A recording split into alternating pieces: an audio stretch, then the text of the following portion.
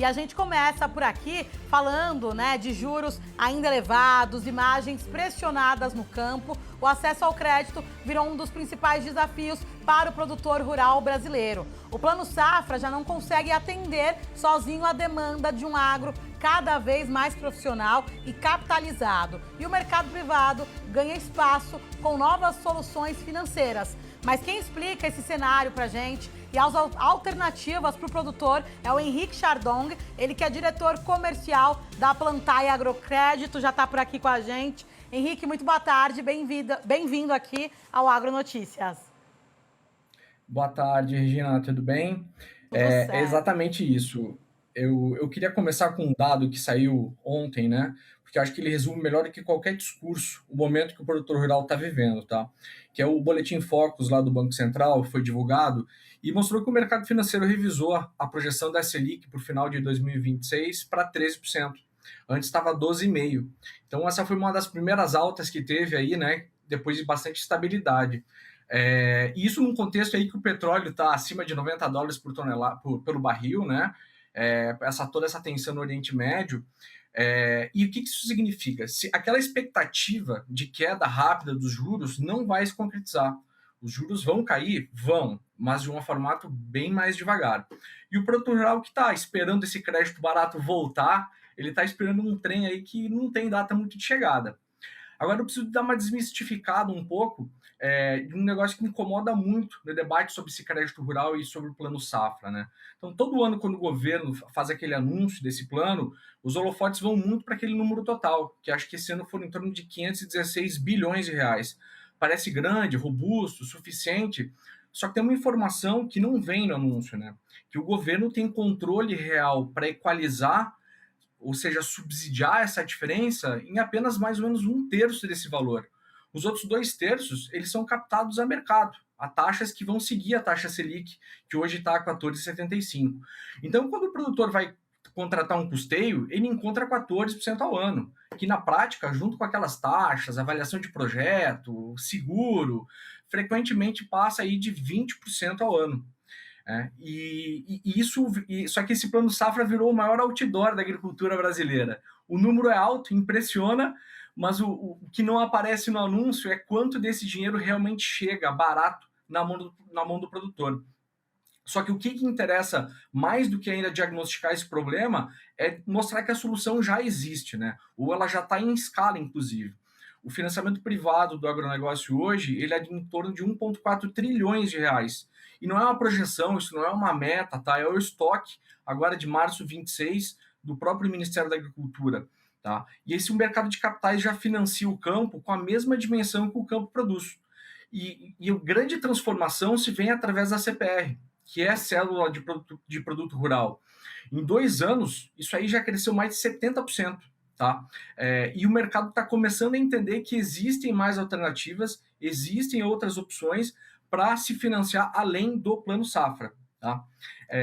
E um ponto que a gente gosta de colocar muito nesse debate é a qualidade da garantia que o produtor entrega. Né? O produtor olha muito a taxa. Eu quero a taxa, eu quero a taxa.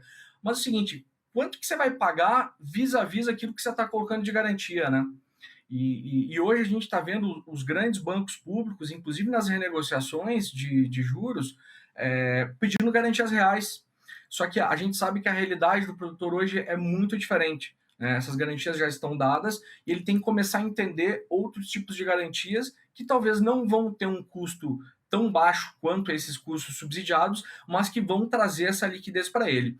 Então, o que a gente gosta de falar, de deixar claro sim, existe o plano safra, ele vai continuar, só que cada vez mais tentando favorecer esse produtor rural que é menor, né, a agricultura familiar. As taxas vão continuar altas, muito mais altas do que eram lá no passado, mas existem alternativas. Certo. E, Henrique, a gente olhando para tudo isso, né, a gente já vê um esgotamento rápido dessas linhas subsidiadas. Na sua avaliação, isso tende a piorar no próximo ciclo? Sim, tende a piorar, tá? Por quê? O produtor rural geralmente ele já entrou junto aos bancos, principalmente os bancos públicos, fazendo a solicitação dessas linhas, tá? E o governo vai soltando isso a conta-gotas. Ele não solta isso tudo de uma vez. Então, quando a gente vê os 500 bilhões de reais, isso não está lá esperando, né? E a gente tem um grande problema aqui fiscal, né? E que o governo não consegue soltar esse crédito de uma hora para outra. Então, ele tem que ir a conta-gotas, ajustando essa demanda, e porque é o seguinte, a demanda é de 1,4 tri, né? E a gente tem 500 bilhões, então a demanda é muito superior a essa necessidade. Só que, ao mesmo tempo, está sobrando algumas linhas, né? Então, quando a gente vê as linhas de investimento, Moder Frota, etc., que é para compra de maquinário, investimento em silos, o produtor não está fazendo mais investimentos, porque justamente os preços das commodities caíram muito, os preços agora, puxa, a gente vê o preço do diesel, quanto que subiu, né? Os preços dos fertilizantes, ele não está investindo. Então, algumas linhas acabam sobrando um pouco, e outras linhas mais demandadas, como são as linhas de custeio, essas vão embora muito rápido. Certo, e a gente tentando acompanhar, né, Henrique, olhando para futuros cenários, porque ainda olhando muito dessa dependência, né, dos produtores, dos bancos tradicionais, ou na sua avaliação, esse cenário já está mudando também de forma rápida para a gente entender?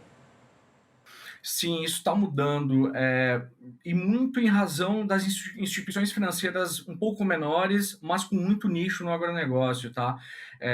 Onde que elas começam a entender o produtor rural de um formato diferente. Os grandes bancos, eles acabam olhando lá o scoring do produtor rural, a garantia que ele vai ter e o relacionamento que ele tem com a instituição, mas ele não olha lá o dia a dia. Então, você pega um produtor de cana, né, que ele vai cortar lá a cana dele em agosto, setembro, outubro, novembro, ele tem 4, 5 meses de receita, e quando você vai num banco grande, essas grandes instituições, eles vão lá e vão te colocar um vencimento em junho, julho, onde ele nem tem receita.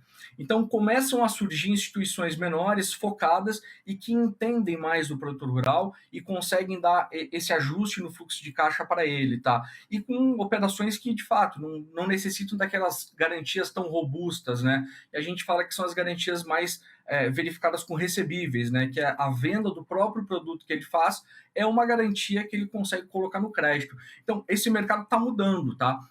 Pequenas instituições, FDICs, fundos, CRAs, gestoras estão entrando nesse mercado e atingindo produtores desde o pequeno até o produtor grande. E aí, Henrique, você até falou um pouquinho dessas novas estruturas de crédito fora do sistema bancário tradicional, mas eu queria que você trouxesse mais detalhes para a gente, para o produtor que está acompanhando, o que são de fato, como que elas funcionam. Vamos lá.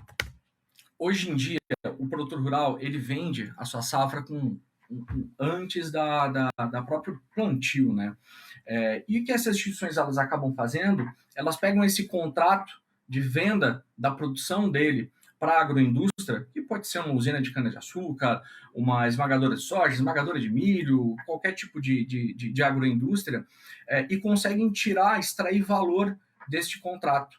Então, elas avaliam, ok, esse produtor aqui vai entregar 200 mil reais em produto para essa agroindústria, que é em cima daquela produção estimada que ele vai fazer, o que ele está tendo, né, na sua lavoura. E a gente consegue pegar esse valor e antecipar esse pagamento para o produtor. Com esse recurso, ele vai conseguir fazer lá a compra dos seus insumos, a compra, pagamento de diesel, folha salarial dos seus colaboradores, de uma forma onde que ele não precisa colocar garantias de terra, alienação fiduciária de equipamentos e nem nada, simplesmente a produção dele virando garantia para o financiamento dele. Perfeito, Henrique. Quero agradecer demais a sua participação e o seu tempo aqui com a gente. Até uma próxima. Obrigado, foi um prazer. Até mais.